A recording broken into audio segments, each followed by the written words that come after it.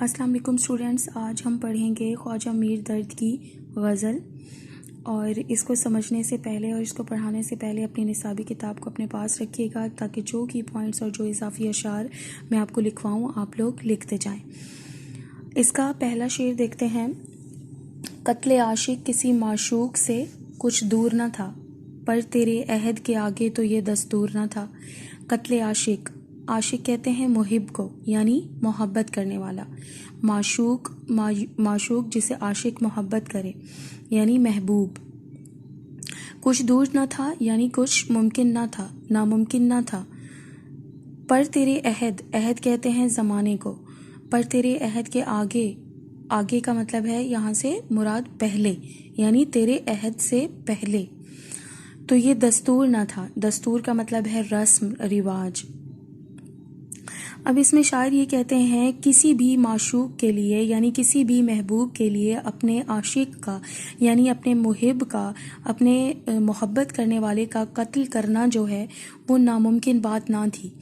کیوں ناممکن بات نہ تھی؟ کیونکہ ایک عاشق جو ہے وہ اپنی تمام تر جو خواہشات ہیں اس کو قربان کر دیتا ہے اپنے محبوب کی خوشی کو پانے کے لیے، اپنے محبوب کا قرب پانے کے لیے جو ہے وہ اپنی تمام تر خوشیوں کو، اپنی تمام تر مرضی کو، اپنی تمام تر خواہشات کو اپنی محبوب کی خواہشات پر قربان کر دیتا ہے۔ اس کے نزدیک اس کی اپنی کوئی خواہش جو ہے وہ اہمیت نہیں رکھتی، بلکہ اس کی تمام تر جو خواہش ہوتی ہے وہ اپنے محبوب کا منظور نظر ہونا ہوتا ہے، یعنی اپنے محبوب کا قرب حاصل کرنا ہوتا ہے، اور اس کا قرب اور اس کا دیدار حاصل کرنے کے لیے، اس کی قربت کو حاصل کرنے کے لیے عاشق جو ہے وہ کچھ بھی کر گزرنے کی تمام تر جو ہے وہ صلاحیت بھی رکھتا ہے اور اپنے اندر ایک عہد بھی رکھتا ہے، یعنی بالکل ہی وہ اپنے محبوب کے سامنے سر تسلیم خم کر کے ٹھہرا ہوتا ہے، یعنی اس کی مرضی کے مطابق ہی اپنے تمام تر شب و روز گزارنے پر وہ بخوشی جو ہے وہ رضامند ہوتا ہے۔ یعنی اگر محبوب چاہے، معشوق چاہے تو وہ اپنے محب کو بآسانی قتل جو ہے کر سکتا ہے، اس کے لیے یہ بات کوئی ناممکن بات نہیں ہے۔ لیکن شاعر یہ کہتے ہیں گو کہ ایک عاشق جو ہے وہ اپنے تمام تر احساسات کو، اپنے تمام تر خواہشات کو اپنے محبوب پر قربان کر دیتا ہے اور قربان کرنے کے لیے تیار بھی ہوتا ہے، لیکن تیرے عہد سے آگے یعنی کہ تیرے عہد سے پہلے، تیرے زمانے سے پہلے یہ کبھی بھی دستور نہیں تھا، یہ کبھی بھی رسم اور رواج نہیں تھی کہ کوئی محبوب جو ہے وہ اپنے عاشق کو قتل کر دیتا، یعنی اپنے محب کو قتل کر دیتا۔ یہ جو رسم اور یہ جو رواج شروع ہوا ہے وہ تیرے عہد میں ہی شروع ہوا ہے۔ اب اس میں شاعر نے یہ کہا ہے کہ اس سے پہلے یعنی کہ تیرے عہد سے پہلے، تیرے زمانے سے پہلے یہ ہرگز رواج نہیں تھا کہ کوئی معشوق جو ہے وہ اپنے محب کو، اپنے عاشق کو قتل کرتا تھا، حالانکہ وہ بآسانی کر سکتا تھا، کیونکہ عاشق جو ہے وہ اس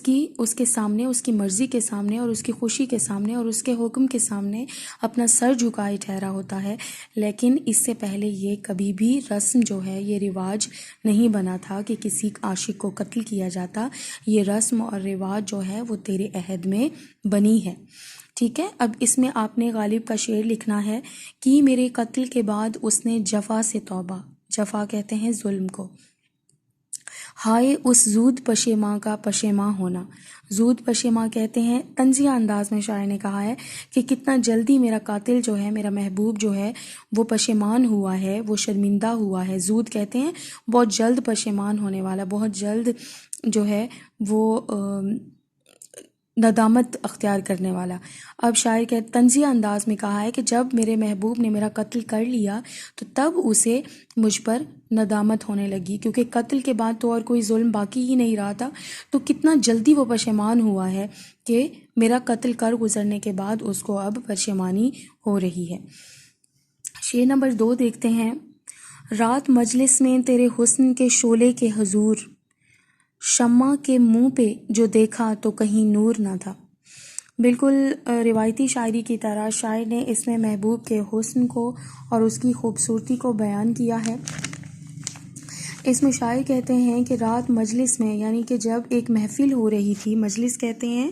ایک محفل کو، ٹھیک ہے، کہ ایک محفل ہو رہی تھی اور اس میں اچانک جب میرا محبوب آ گیا تو اس کے جو حسن کے شعلے، شعلہ کہتے ہیں جلوے کو، چنگاری کو، حضور کا مطلب ہے یہاں سامنے، یعنی کہ جب میرا محبوب مجلس میں آیا، محفل میں آیا، تو اس کے حسن کے جلوے جو تھے وہ اس قدر زیادہ تھے کہ اس کے حسن کے جلوے کے سامنے شمع کا جو نور تھا، جو شمع جل رہی تھی، اس کا نور بھی ماند پڑ گیا، یعنی کہ جو میرا محبوب ہے اس کا جو پر نور چہرہ ہے، جب وہ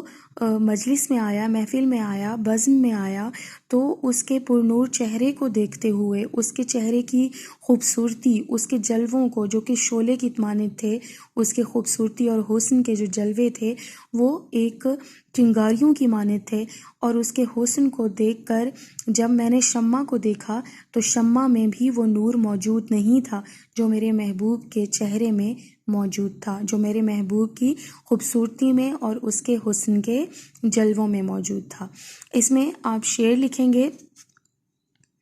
آئے بزم میں اتنا تو ہم نے دیکھا تھا میر، آئے بزم میں اتنا تو ہم نے دیکھا تھا میر، پھر اس کے بعد چراغوں میں روشنی نہ رہی، ٹھیک ہے۔ اگلا شعر دیکھتے ہیں، شعر نمبر 3۔ ذکر میرا ہی وہ کرتا تھا صریحاً، لیکن میں جو پہنچا تو کہا خیر یہ مذکور نہ تھا۔ اب اس میں شاعر نے ایک طنز کیا ہے اپنے محبوب پر۔ اب اس میں آپ لوگ کی پوائنٹ لکھیں گے کہ محبوب جو ہے وہ اپنے محب کو کتنا ہی نظر انداز کر لے، اس کے ساتھ کتنی ہی لاپرواہی کیوں نہ برت لے، لیکن پھر بھی وہ اپنی گفتگو میں اپنے محب کا تذکرہ، اس کا ذکر جو ہے وہ لازمی کرتا ہے، لیکن اس کا ذکر اس صورت میں کرتا ہے جب محب جو ہے وہ محفل میں موجود نہ ہو۔ اسی صورتحال کو ہی شاعر نے اس میں بیان کیا ہے، اور شاعر کہتے ہیں کہ ذکر میرا ہی وہ کرتا تھا صریحاً، صریحاً کا مطلب ہے کھلم کھلا، سب کے سامنے، لیکن جب وہ میرا ذکر کر رہا تھا اور کھلم کھلا کر رہا تھا اور میرا تذکرہ کر رہا تھا، تو جب میں پہنچا محفل میں تو اس نے اپنی بات کو بدلتے ہوئے اور اپنے موضوع کو بدلتے ہوئے یہ کہا خیر یہ مذکور نہ تھا، مذکور مطلب کہ جس کا ذکر نہیں کرنا چاہیے، تو اس نے بات ہی بدل دی یہ کہہ کر کہ یہ اتنا کوئی اہم نہیں ہے کہ جس کے بارے میں کوئی ذکر کیا جائے یا جس کا کوئی تذکرہ کیا جائے یا جس کے بارے میں کوئی بات کی جائے۔ اب اس میں آپ نے کی پوائنٹ لکھنا ہے کہ شاعر جو ہے وہ یہ کہتے ہیں کہ محبوب بے شک مجھے نظر انداز کرے، مجھ سے لاپرواہ رہے، مجھ سے اجتناب کرے، مجھ سے گریز کرے، لیکن وہ پھر بھی اپنی گفتگو میں مجھے موضوع بناتا ہے، اور جب میں محفل میں موجود نہیں ہوتا تو میرا تذکرہ کرتا ہے اور کھلم کھلا کرتا ہے، اور جب میں وہاں پر موجود ہوتا ہوں تو یہ کہہ دیتا ہے کہ خیر اس کا ذکر کرنا اتنا ضروری نہیں تھا۔ اب اس میں آپ جو شعر لکھیں گے وہ لکھیں گے، بدلا نہ میرے بعد بھی موضوع گفتگو، بدلا نہ میرے بعد بھی موضوع گفتگو، میں جا چکا ہوں پھر بھی تیری محفلوں میں ہوں۔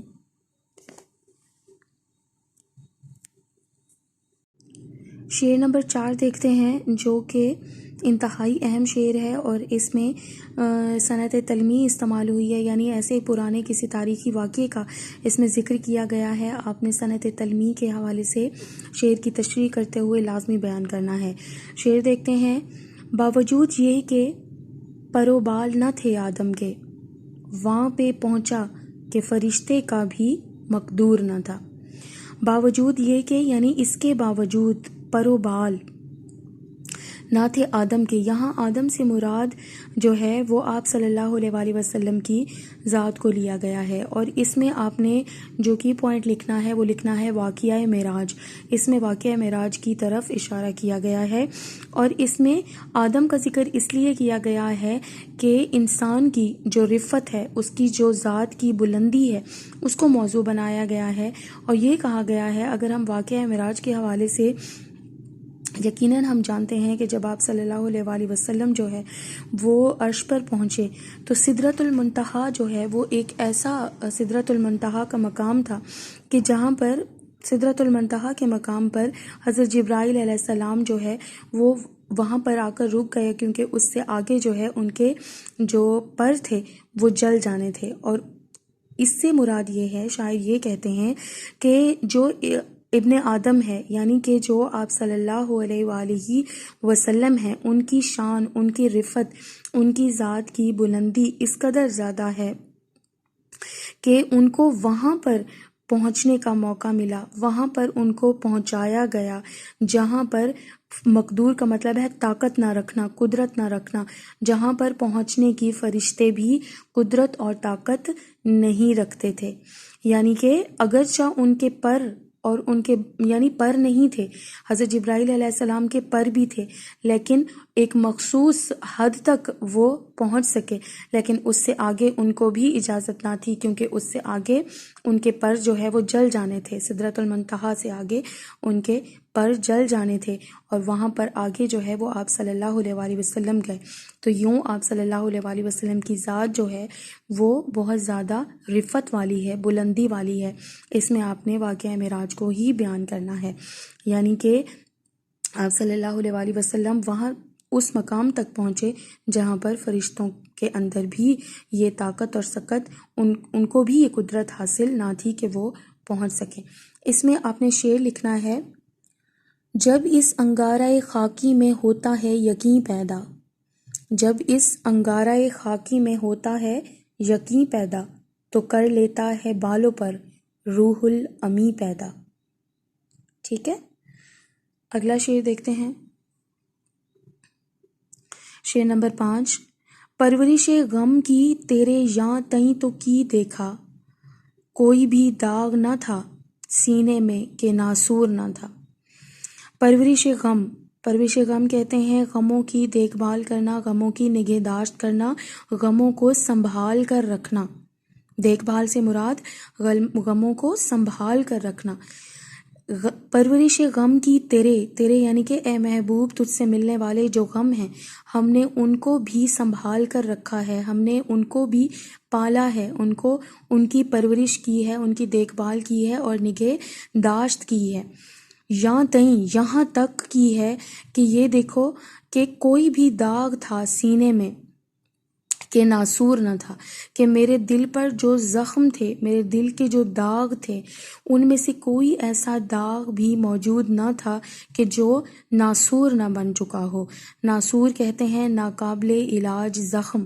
ناسور کہتے ہیں ایسا زخم جو ہر وقت رستا رہے، جس میں سے ہر وقت جو ہے وہ خون جاری رہے۔ اب اس میں شاعر کہتے ہیں کہ اے محبوب کہ نہ صرف تو مجھے عزیز ہے، بلکہ تجھ سے ملنے والے جو غم ہیں، تجھ سے ملنے والا جو ایک ظلم ہے، اور تجھ سے جو مجھے غم ملے ہیں وہ بھی مجھے اس قدر عزیز ہیں کہ میں نے تیرے غموں کو بھی اپنے سینے سے لگا کر رکھا ہے، تیرے غموں کو میں نے پالا ہے، تیرے غموں کی میں نے دیکھ بھال کی ہے، تیرے غموں کی میں نے نگہداشت کی ہے، پرورش کی ہے، کہ اب میرے سینے میں کوئی بھی ایسا داغ موجود نہیں ہے جو کہ ناسور نہ بن چکا ہو، کیونکہ بہت دیر تک جب کسی زخم کا علاج نہ کیا جائے تو وہ پھر ناسور بن جاتا ہے اور وہ ناقابل علاج ہو جاتا ہے، اس کا علاج جو ہے وہ ناممکن ہو جاتا ہے۔ یعنی کہ اس میں شاعر نے اپنے محبوب سے بے پناہ محبت کا اظہار کیا ہے، اور اس کے محبت کی انتہا یہ ہے کہ وہ محبوب سے ملنے والے غموں کو بھی سنبھال کر اس نے رکھا، ان کی پرورش کی، اپنے سینے پر سجا کر رکھے، اور اس کے وہ تمام تر جو غم ہیں وہ ناسور کی شکل اختیار کر گئے اور ناقابل علاج زخم بن گئے۔ اس میں آپ لوگوں نے شعر لکھنا ہے، داغوں کی اپنے کیوں نہ کرے درد پرورش، ہر باغباں کرے ہے گلستاں کی احتیاط۔ یہ بھی داغ کا ہی شعر ہے، داغوں کی اپنے کیوں نہ کرے درد پرورش، ہر باغباں کرے ہے گلستاں کی احتیاط۔ شعر نمبر 6 دیکھتے ہیں، محتسب آج تو میں خانے میں تیرے ہاتھوں دل نہ تھا کوئی کہ شیشے کی طرح چور نہ تھا۔ محتسب کہتے ہیں احتساب کرنے والا، محاسبہ کرنے والا، حساب کتاب لینے والا، جس کو آپ وائز بھی کہہ سکتے ہیں، جو دوسروں کے کاموں پر، جو دوسروں کے جو بھی ان کے روزمرہ کے معمولات ہوتے ہیں اس پر نظر رکھتا ہے، ٹھیک ہے، ان کا محاسبہ کرتا ہے۔ اب شاعر یہ کہتے ہیں کہ محتسب آج تو میں خانے میں یعنی شراب خانے میں جب تم آئے اور تم نے یہ دیکھا کہ جو شرابی ہیں وہ شراب میں مے نوشی میں مصروف ہیں، تو تم نے ان کی اس قدر دل آزاری کی کہ کوئی بھی ایسا دل موجود نہیں تھا جو چکنا چور نہ ہو گیا ہو، جو ریزہ ریزہ نہ ہو گیا ہو۔ اب شاعر کہتے ہیں ایک طرف تو اے محتسب تو ان کا محاسبہ کر رہا تھا، ان کو ایک کام سے روک رہا تھا، ایک بحیثیت ایک برے کام سے یعنی کہ ایک ناپسندیدہ عمل سے تو انہیں روک رہا تھا، لیکن دوسری طرف تو ان کی دل آزاری بھی کر رہا تھا، جس کی اس دین میں بھی کوئی اجازت نہیں ہے کہ کسی کی دل آزاری کی جائے یا جس کے کسی کے بھی دل کو توڑا جائے۔ تو اس لیے جب تو میں خانے میں شراب خانے میں داخل ہوا